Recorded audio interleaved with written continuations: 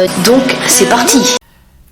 La Coupe du Monde 98, franchement, quel magnifique souvenir. Non, pas de sarcasme entre nous, c'était un très bon mondial et un magnifique souvenir pour ceux qui ont certainement né aux alentours des fin 90, début 2000. Bah, franchement, ce mondial, pour moi, il était sans faute. Absolument sans faute.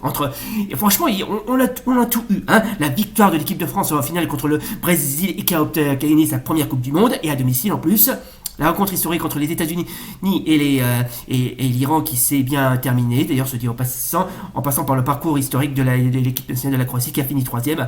Franchement, ce mondial c'était la plus grande fiesta au monde. Franchement, on a tout, comme je viens de vous dire, on a tout vu, dans ce mondial. On a tout eu, les équipes, les buts, c'était magistral.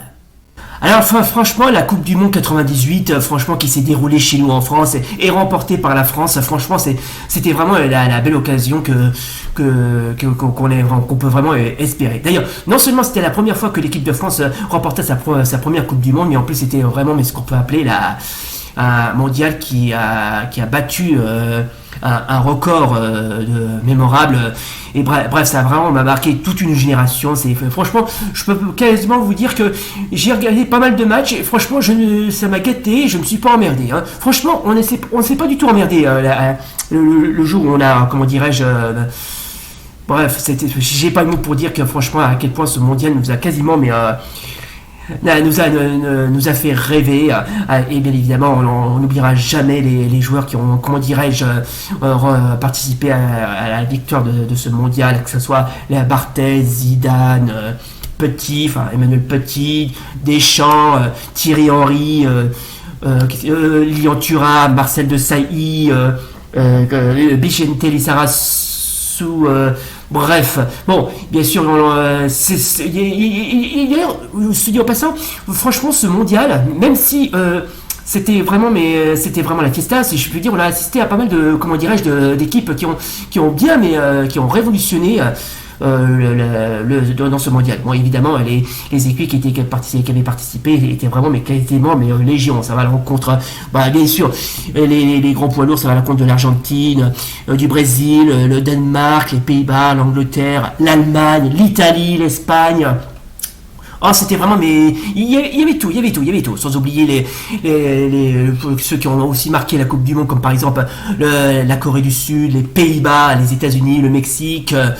Je peux en citer encore quelques-uns, notamment le Paraguay qui est revenu à la charge. On assistera aussi à quelques petits nouveaux, comme par exemple, ceux qui ont, comment dirais-je, qui ont participé à leur toute première Coupe du Monde, comme par exemple, je peux citer la Jamaïque, le Japon, en passant par l'Afrique du Sud.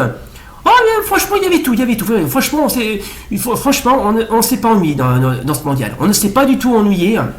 Mais franchement, c'était l'apothéose, une très grande apothéose. Bon, bien évidemment, j'en profite également pour à faire une dédicace à tous ceux qui ont certainement connu le mondial 98.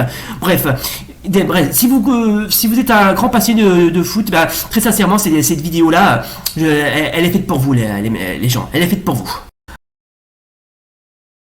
Franchement, le mondial 98, c'était vraiment il a battu c'était bien. Non, pas de sarcasme entre vous. Franchement, ce mondial était bien. Franchement, les équipes ont bien joué. Franchement, il y avait de l'émotion, il y avait du suspense, il y avait du spectacle. Franchement, c'était un parcours sans faute. Mais vraiment, ce qu'on peut appeler un sacré parcours, mais sans faute, quoi. Hein.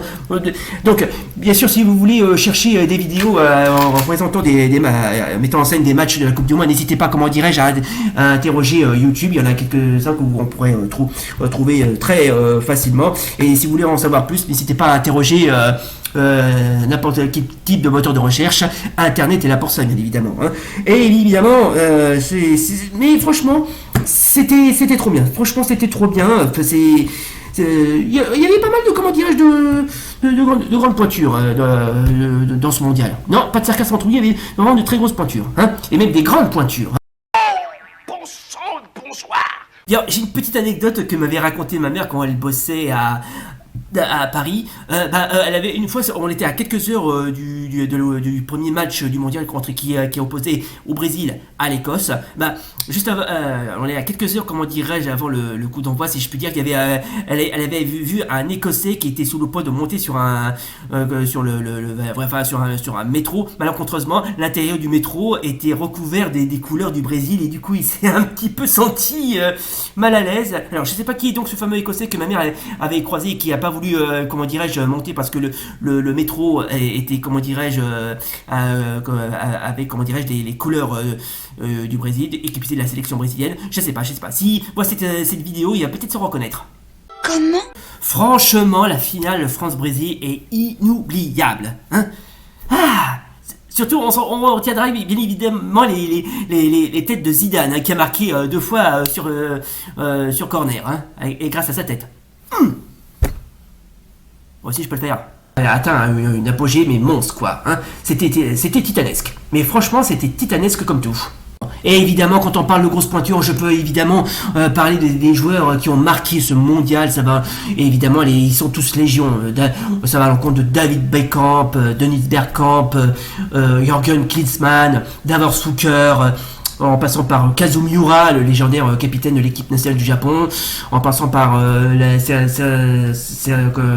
comme tant d'autres comme Albertini, Raoul, qu'est-ce qu'il y a d'autre encore, je peux en citer, il y avait tout, mesdames et messieurs. Il y avait Alexis Lalas du côté des États-Unis, Ronaldo du côté du Brésil, Batistuta du côté de l'Argentine, Asprilla côté colombien, en passant par d'autres qu'on ne connaît pas très bien, mais qui ont quand même marqué ce mondial, comme par exemple Azizi, l'attaquant vedette de la sélection iranienne, en passant par d'autres évidemment.